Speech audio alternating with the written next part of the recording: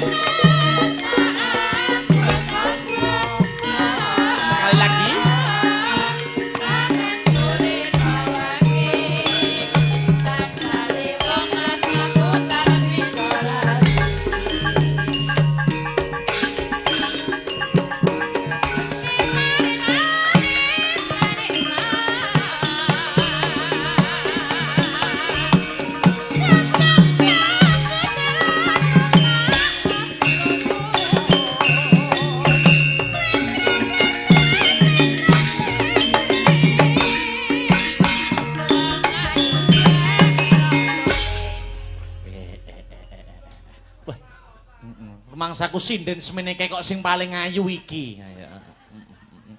Wilujeng dalu selamat malam, Ses. Injir, jeng dalu. Iya, lho, penggemarmu akeh banget iki lho. Kuwi penonton bayaranmu apa asli penggemar kowe? Niki to. Angger bar dikeki ya ngono kuwi. Iya. Dikeki telek piye lho. Mboten kaya sak. Engko wae saloke ya. Iya, ayu wae. He, lah wong kono mang ngene kok aku lagi mlaku. He sing nguri dhewe iki wasu. Ayu kok asu. Ayu. Niki manggil kula Mbak Bu Nyonya napa Nyah-nyoh? Ya sak geleme. Mbak mawon nggih, Mbak nggih. Nyah-nyoh iki pawean. Paling ya nek aja isin lah rasa isin. Malah mbiyen ketok apa saiki ketok apa. Iya. Wilujeng dalu selamat malam Mbak Yu. Wilujeng dalu selamat malam. Alhamdulillah kabarnya sehat. Sehat. Semangat nggih. Nggih semangat. 2 malam ketemu saya. Kemarin ketemu di Ngawi. Nggih teng Gandri nggih. Gandri, sekarang ketemu di Macanan. Nggih. Tidak mengurangi semangat kan? Mboten. Oh iya. Semangatku ki yo nggur sampeyan lho. Ngaten nggih. Ala iki nek ra takekno apa semangat-semangat kuwi. Tapi tak saiki mang, ayo semangat, Dek aku. Dek ini aku ya. Dek ini. Lah iya Dek ini barang loh, Mas. Derek tepang gladiwano, ada pepatah mengatakan tak kenal maka tak kaplok. Sayang. Tak sayang. Namanya siapa Mbak Yu? Kula. Mungkin no.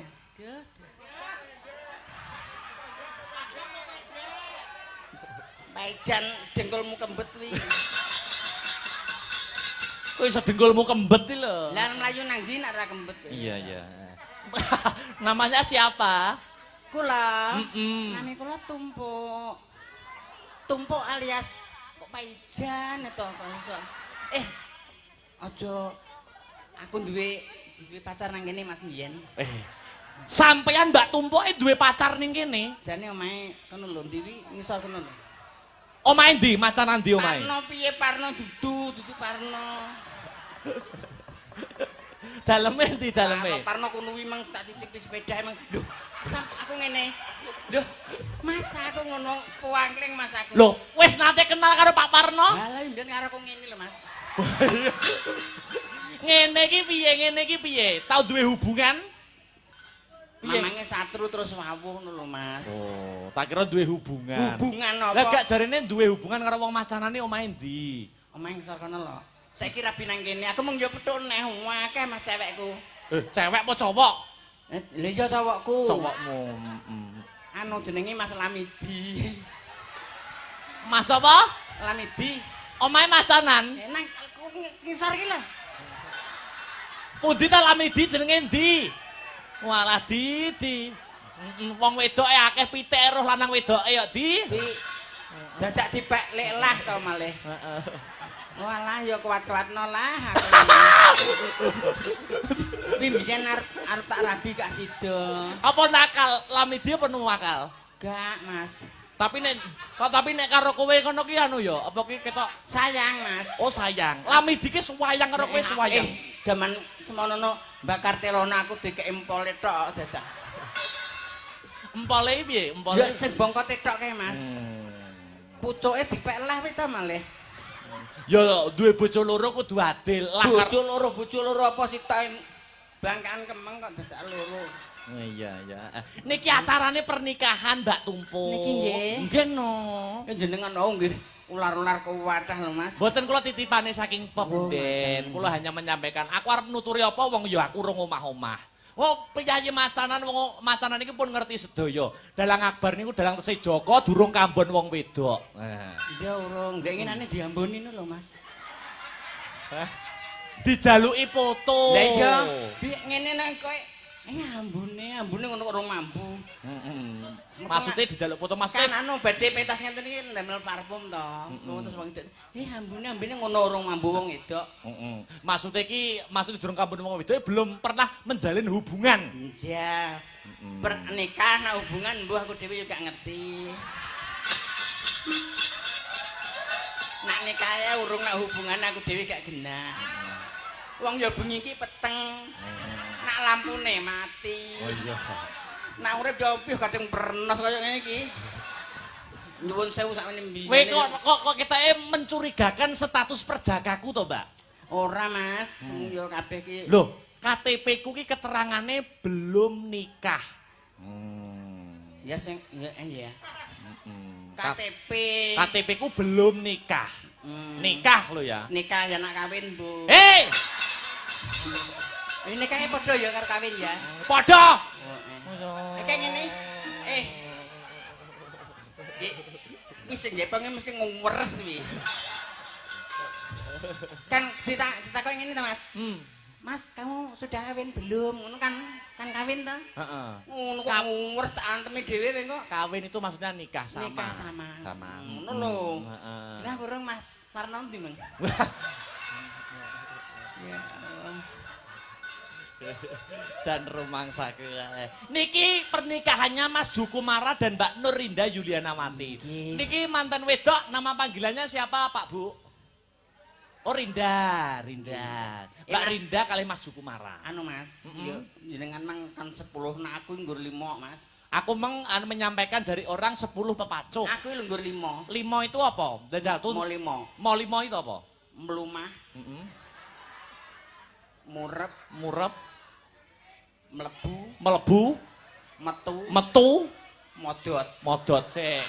Kowe aja ngawur lho. Iki disiarkan langsung live streaming. Lho iki nek konotasimu pornografi mengarah ke seksual lho. Iki ora porno, Mas. Iki pitutur. Lah aku mengkan cetha to, hubungan kudu iso jaga perasaan. Lah kok iki mlumah. Iki yo kena dingke pedoman, Dul. Ndul. Dak lah kok, Dul. Den. Heeh. Melumah, murep, melebu, metu, modot. Ngono, Mas. M pertama. Melumah. Apakah arti dari melumah? Ayo, kupingku iki krungu gak budhek kamu. Banter-banter. Sone apik kok. Nggih. Mlumah tegese temanten sekalian. Heeh. Niku kudu terbuka. Oh, mlumah artine terbuka. Transparan. Yo lambene kaya silit pitik transparan. No, rungokno no. Hei. Transparan. Oh, apa adanya. Tidak boleh berbohong sama pasangan. Nak ijo yo nak ora yo ora. Nak panene wi bener yo dibenerne, nak panene salah yo disalahne. Melumah nggih. Lumah. Nek Lamidi wis melumah burung, Meng? Sing lumah yo lah. Hei. Anu matur suwun yo lah aku mung dikekne kopi iki dadakno. Anu marumu. Nyulah ngene. Rene lho apa ora apa-apa we nek dadi biyen dadi maruku ora apa-apa tak gekne kopi ya. Nggih aku ngono. Padahal Lamidi gaya no. Lamidine ngene. Aku ngono. M pertama melumah. Lumah. M kedua Murep. apakah arti dari murep? Kudu wong lanang iso ngayomi wong wadon. Oh, murep. Entah. Nafkah lahir, Saka nafkah tembung batin. arijalu qawwamuna 'alan nisa. Sik to ki sinden nek omongane kaya moden to. Ya mungkin ya ben. Kok iso dalil barang ngono lho. Wong lanang ki kudu nguasani wong wadon siji. Ngayani, heeh. Ngrekso, Mas. Ngrekso. Ngrekso. Dadi tembung ngayomi ki relatif. Oh, relatif. Wah, Dadi ngayomi ya. Terus nek perkara sing sekirane wadi aja dibuka. Oh. Baik wadine manten lanang, wadine manten wadon, kuwi aja dibuka nanggone wong liya. Oh, dadi Lamidi karo lah gak oleh buka-bukaan. Oleh apa kuwi kurang gedhi, kurang cilik, kurang ompong itu gak usah diomong-omong. Kuwi apa kurang gedhi kurang cilik? Nalarin. Oh, nalare. Ya ngures ki sik Joko tapi ngeres. Jere sik Joko ngures nang adu bilah. Melumah murep. M ketiga apa tadi? Mlebu. Melbu. Maksudnya melbu? Mlebu masalah ekonomi. Oh, melbu ekonomine. Kayane sak piro? Rungokno to no. Iya. Upamane kunir ki rega piro upamane wi. Ngono ya. Upamane lir pamane. Lir pamane ya. Lir akeh Anyar iki. tumane. Lir pamane. Asung lilir akeh tumane. Oh. Melbu melbu ekonomi. Kayane sak piro? Di pontok-pontok endi sing mlebu tabungan, endi sing dikayani nggo wong wedok. Belanjane.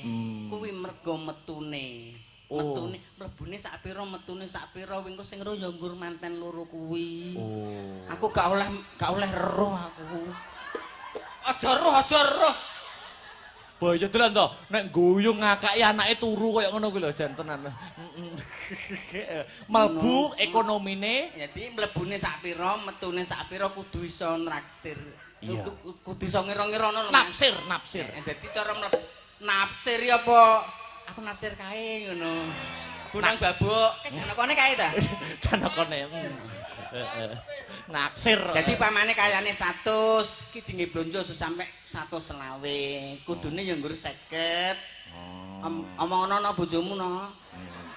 Pamane kayane ki 70, ya metune ya kudune ki nggur 40. Iya. Kuwi sing 20 nggih sangu anake karo dicelengi. Piye? Kenakalan. Terus M terakhir modot. Modot iku kudu siji. Heeh. Masalah ekonomi kudu iso cara wong tanine mbiyen Mas. Kudu iso kena nggih cokot-cokot alot, iso ngolor-ngolor. Aja sampe dicuresne. Ngoten nggih? Nggih. Terus masalah etika utawa nalar kuwi kudu iso modot. Maksud iki kudu iso ngrembaka aku sik Joko sik prawan kae ngene iki wis rumah tangga kudune ngene iki. Oh, ngono. Heeh. Lek sampean ngene iki perawan wis omah-omah. Aku to? Heeh. Nek No rasa omong no. Aku kunciku nang kono kuwi. Iya. Modot pemikirannya berwawasan luas. Wawasan luas. Iya. Ngono lho, aja nggur istilah iki igone dhewe Iya, ora masuk, kena. masuk. Ora kena Gus. Ngono kuwi lho maksude. Iya, Ya ketoke iki Purno, tapi asline ya Prono tenan kuwi. kok malah Purno Ya tenan. ora Mas enek artine. Ngene, aku arep tanya karo sampeyan. Pripun? Aku mengarep munggahi enek sing ngomongi penonton nih. Pripun? Kuwi mboten sinden lho, Mas niku mudin. Sing ngomongi sapa? Yo no ketoke. Napa Lamidi?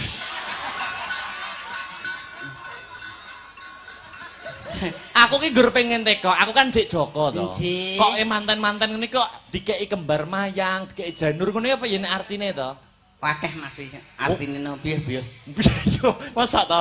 Aku diwejeng karo Lamidi iki bahaya. Lagi janur Mas ya. Janur. Janur. Heeh. Jane cahya nuri mencorong. Oh. Jadi cahyane mencorong mulane sambung tuwuh kene karo kene iki digathukne antarane besan kene karo besan kono kon padha ajer padha napa niku cemlorong cahyane. Cahyane. Gak oleh prengut-prengutan kaya ngidik telek gak oleh. Oh iya, Janur iki artine cahaya sing mencorong. Antarane kene karo kono ya sak mantene kon sing duweni ati cerah, wajah cerah. Amin. Terus bar janur iki apa neh? Enek apa neh yu? Enek apa neh? Nang kono kuwi Heeh. cengkir. Oh, cengkir. Heeh. Cengkir niku napa artine yu? Manten wedok dititeni nek wis kenceng kudu dipikir. Ngene iki kaya Purno neh to. Aku Jek Joko rung genah wong wedok lho. Kok iso mbok kenceng-kencengne sing wedok kudu mikir ya apa kuwi? Wong urung genah kok jeri Purno lho kaya. Jan ora ngadur kowe iki. Jeri urung genah kok jerine Purno. Lah maksudnya upamane madhep rene to. Cengkir to. Nek kenceng kudu mikir. Kenceng kok ngene lho. Nah meragan wis jan saru tenan. Nek wis kenceng ngono. Sarune nemen wi. Aja ngono. Oh, gak lah ya. Nek wis kenceng ngono lho. Oh. Ya. Piye Mas teh sing dipikir apane? Cengkir kuwi kudu ngencengke pikir. Dewi lho cengkire nang kene lho. Oh iya. Eta ki.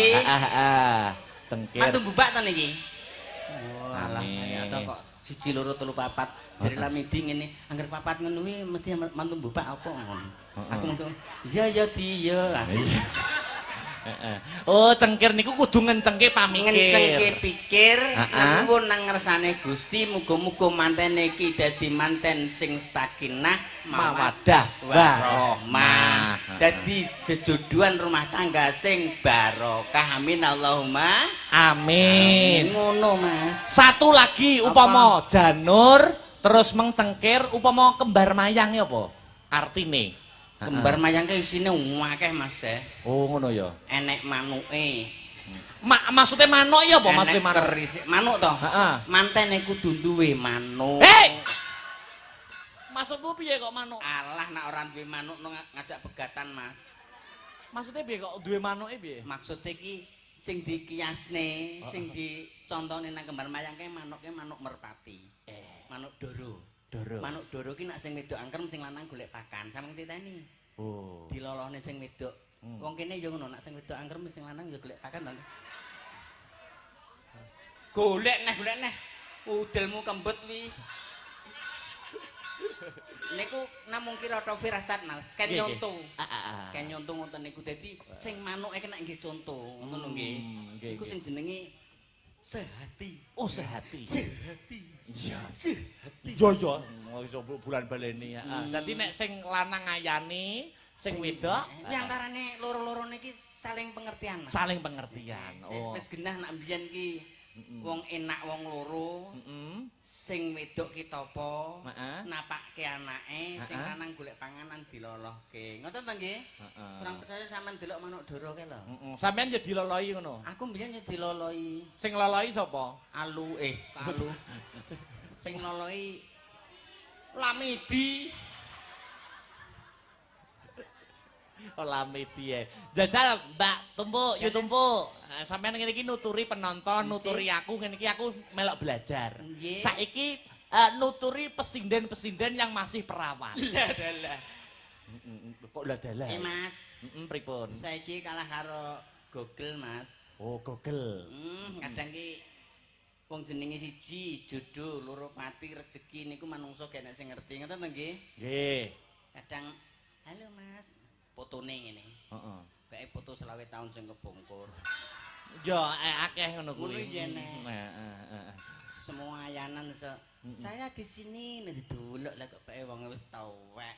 Ngono iki enek Mas. Wah, enek ya. Kadang nggih nyuwun sewu nggih. Kadang niku jodoh niku ora mergo srawung ngoten mboten. Kadang niku saka chat-chatan ngene nang Chat ya.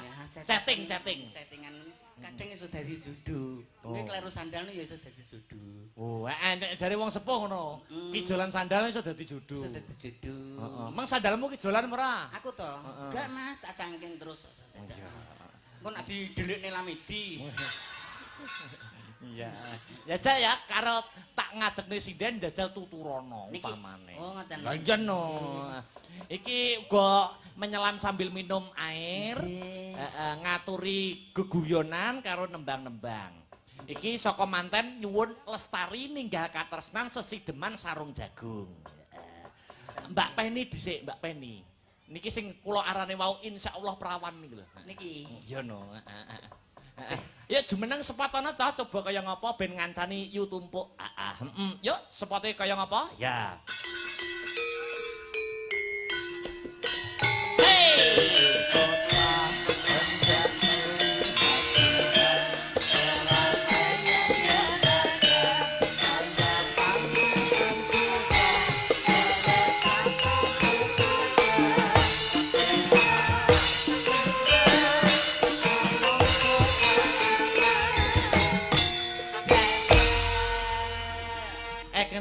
Kenalan sik yu tumpuk. Saking dalu. Wis kedalon apa, Gung? Sampun. Berarti wis ra kena dipangan nak kedalon iki. Ayo kenalan sik. Dia tadi didangu siapa namanya? Didangu Man Robuka sapa Didalu namanya siapa kok Man Robuka lho? Namanya siapa? Nggih, kula Namanya nggih. Jasi. Masalah suarane nah apik. Salah. Nggih, kula Penny Pramesti. Nggih, pitelem saking Saking Saradan, Madiun. Penak joki no beken delira wes. Oh, bis mandek itu salib ya. Lah mandek iki. Lah iya. Lah mandek kok. Lah iya. Salib. Iki yo isih perawan lho, Mbak Yu. Jenengan perawan nggih. Nggih tasih, alhamdulillah. Tek ono kriteria laki-laki yang sesuai Sing kok pengin ini ya, besok nek dadi bojo iki sing piye? Nggih, kula mbut Cara ngene iki jajali. sing ndi Pak De? Sik tonono. Upama penabuh. Penabuh sapa? Sing pomo nabuh. Sing Aja gender iki ngruwemet nek bengi. Apa sapa? sing Aja sing ngegong, ya tabuhe gowedi kae. anu, sing nyelentem. Nyelentem, selentem, nyelentem. Nggih. Oh sing nyelentem niki asli macanan. Asli anak macanan. Berdiri. Aji. Sut disut kameranya anak macanan. Gini tok. Ayo. Gini. Wah. Kono sing kono urung. Sing guri, kurang guri. Kono guri urung. Kono guri. Wis tak tambahi. Aji. Kayak mau nyalek. Ora usah kuwatir tak tambahi. Tambahi napa? Omongan ra genah. Niki asli macanan iki. Asli macanan. Iya nyosak rating masyarakat, Mas. Oh saleting, seangkatan. Seangkatan ngene Pak Ali kono lho mbiyen. Oh belajar dalang. Kayake ngono, Mas. Weh, niki nggih saged dalang lho, Mbak Penny. Niki Sinden, moden, dalang kabeh dipek. Maling rapopo, maling gre bojoku. maling Lamidi. Aja mbok anggap ya. Aja anggap. Senane putune. Halo, Kak, aku mau nang kono suwi tenan kok. Iki berarti Mbah Hutimu, Nduk. Iki Mbah Huti. Mbah Huti nak ngene iki, nak kono wis metu ya Mbah Anang, Mbah Akung ya. Anu, Mbak Penny, Dalem. minangkani permintaan dari manten niki ninggal katresnan riyen nggih. Nggih. Heeh. Sing bawa ben yu tumpuk. Oke. Sembarang. Heeh. Apa bawane iki? Wis manut sembarang pokoknya pelok ngono ae. Slendro biasa. Pelok pengasih. Heeh. Wis manut arep mbok bawane apa? Pangkur ya kena, wingi bar ning pangkur. Kok diwarai lho ya? Iya.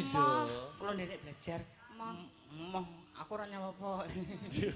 Nderek belajar ya, njajal penonton kene penasaran karo suaramu, Mbak Yu. Penasaran karo aswaramu. Iya. Aswarane ya nggonmu aswaramu ya kaya asulingan iso. Njajal kaya ngopo? Mingkar mingkuring kara Semarangan to wingo. Semarangan aku ra iso ngelek. Lah mosok senggokno cengkoke jenengan dhewe kok nesu-nesu. Sing biasa. Lugu. Baleni. Aku wong edoke nak nyuwara ndodok. Aku diwangi nyo. Padha wedoke Mbak Uti diwangi ya. Ya. Mingkar ya. Mingkar mingkur ing ungkara. Dian, apik tenan suaramu, luar biasa. Gumun aku karo suaramu. Loh, nyapa kok malah senam lho?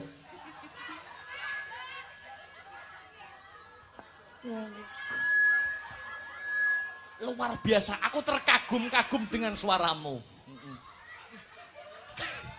Nyapa kok kayak tetek melek no? Saking kagete, Mas. Oh, kaget. Saking senenge kayak akarana. Ya. Tanggo ya. Iya. Akarana. Karanan Mardi. Mardi lunga, Mas. Mardi. Aku kelingan Mardi aku. Sing Lamidi, sing Mardi, wah apal. Siwi.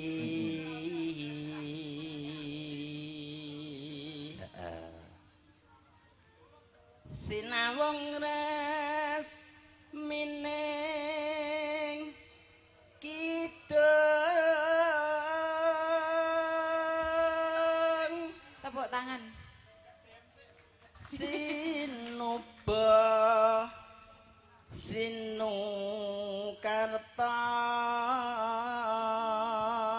Anu ta, sampeyan ketoke karo sing guwender kok ketok klop ngono ta. Alah janur ajurku, Mas. Aku ngenekne Lamidi gak iso ya terus iki kok iso. Oh, sampean karo Mbak Banti niki? Janur ajur, Mas ki, patutan loro. Stok kene ndase. Ya anu golekno ndas pitik sing cilik. Terus Mrih kartata pakartine ngilmu luhur. iya. Kang tumrating tanah Jawa. Terakhir Agama ageming haji. ya Aji. Aji. Yo aji yo nang kono. Agama mergo wong macanan disebutne ya Aji. Ajine Pak Nowi ya. Ya. Ana kono guru. Ya diaturke ya, ninggal katresnan ya. Mangga Mbak Penny. Aku pengen roh suaramu sing kaya asulinganmu. Ya, Tinggi Mbah Uti ya. Engko nak wis mudhun dadi. Sida apa ora? Ndang to. Ya. Nangis sakjroning atiku.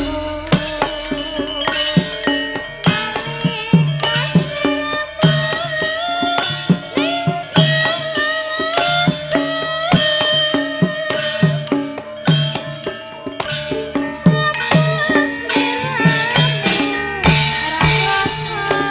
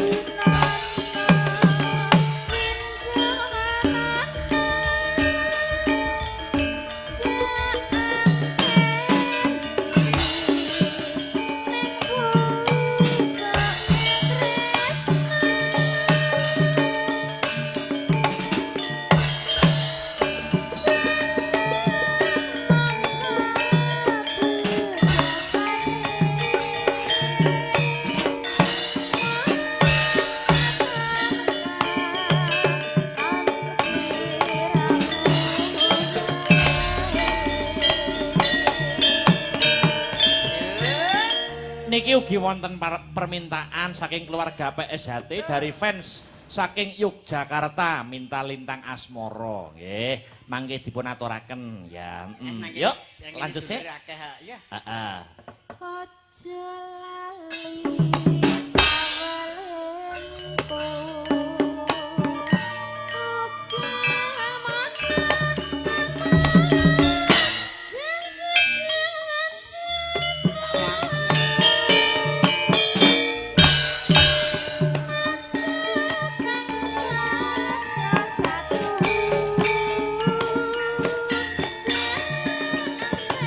Oke, tarik yuk. Asta Brata.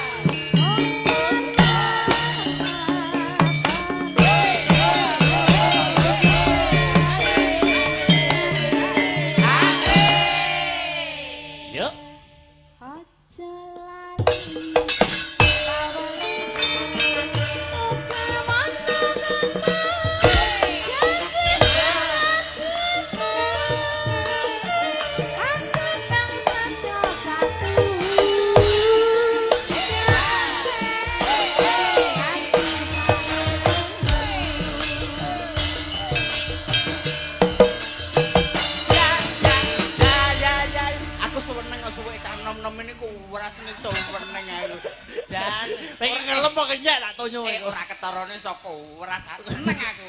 Suwuk ngenes. Nggih, Makasih nggih Mbak Penny. Nggih Mbak Penny.